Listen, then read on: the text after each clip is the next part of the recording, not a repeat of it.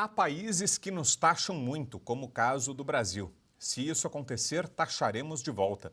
Essa foi a declaração de Donald Trump em Mar-a-Lago na sua primeira entrevista coletiva após vencer as eleições nos Estados Unidos.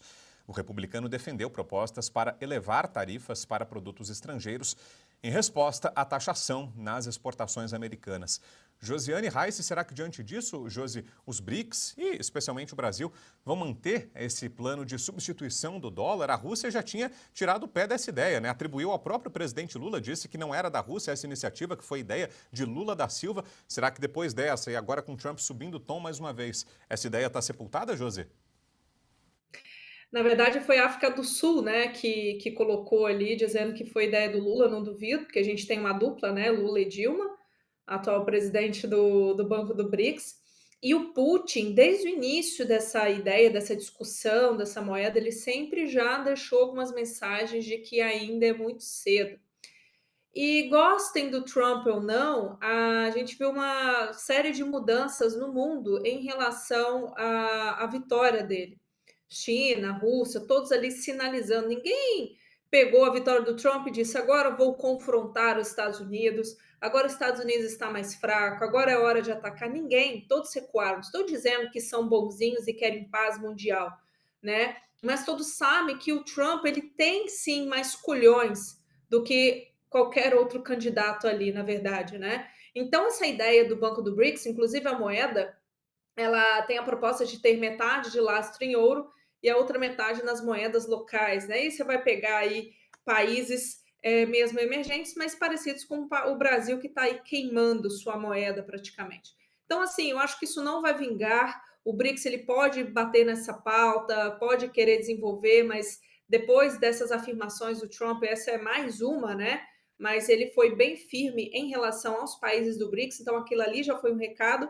E agora, novamente, um recado claro ao Brasil. E ele não está errado, né? Se o Brasil quer tributar aí um país, ele simplesmente vai devolver. O Trump está dando declarações muito assertivas. Semana passada ele deu declarações de que ele está do lado do mercado, ele está do lado das pessoas que defendem a utilização de Bitcoin, ele está do lado da modernização em relação à empresa de tecnologia.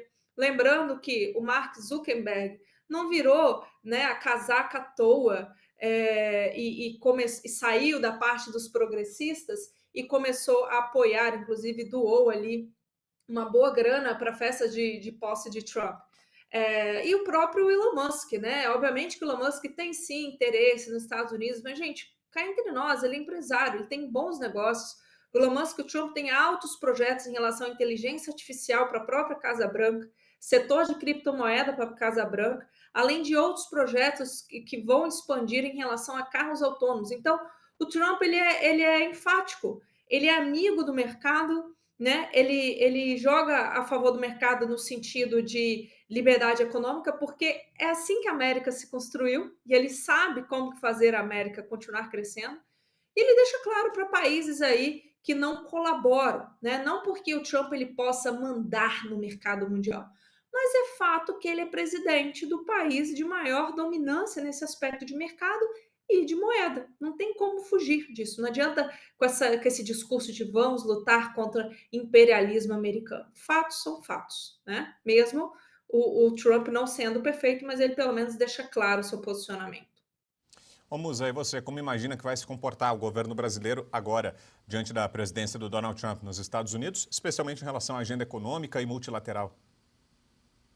Eu acho que é uma pressão importante, Brown. Eu já mencionei aqui que economicamente, eu tenho minhas divergências com relação ao Trump, obviamente, muito mais alinhado. Estive lá até produzindo um documentário nas eleições, obviamente, muito mais alinhado aos republicanos e zero aos democratas, mas eu tenho uma visão econômica 100% alinhada à escola que determina as ações que o Milei vem fazendo. Mais comércio, abertura de comércio, não taxar, enfim, permitir que tem importação, que tem exportação, não importa, que a concorrência faça com que as empresas locais tenham que se forçar a melhorar. Então essa é a parte da minha visão econômica, mas obviamente eu considerava obrigatório, entre aspas, mandatório, melhor dizendo, que o Trump ganhasse essas eleições para colocar pressão no que o Brasil está vivendo. Então, eu acho que essa é uma pressão importante em meio a tudo isso que está acontecendo, suposto cancelamento de visto dos ministros do STF, o Brasil estando na mídia internacional, como a gente já falou daqui, o Nicolas indo à Europa, o Nicolas Ferreira indo à Europa e falando sobre o que está acontecendo no Brasil, o próprio trabalho do Sérgio Tavares que ele vem fazendo, os brasileiros que muitos estão lá nos Estados Unidos e não conseguem voltar ao Brasil porque estão com o passaporte congelado e o passaporte retido e as contas congeladas. Enfim, tudo isso traz um ambiente mais difícil para o governo brasileiro, aliado a ditaduras, entrando o Trump agora e colocando mais pressão nesses governos autoritários. Então, eu acho que nós temos uma janela de oportunidade aqui, eu não estou falando janela de oportunidade do Brasil, sob o ponto de vista daquilo que o governo consegue fazer. Nós, enquanto brasileiros, temos aqui a obrigação de nos colocarmos, fazermos as informações correr, porque mais pressão internacional eu acho que é uma das formas importantes para a gente conseguir mudar esse status quo que está no Brasil.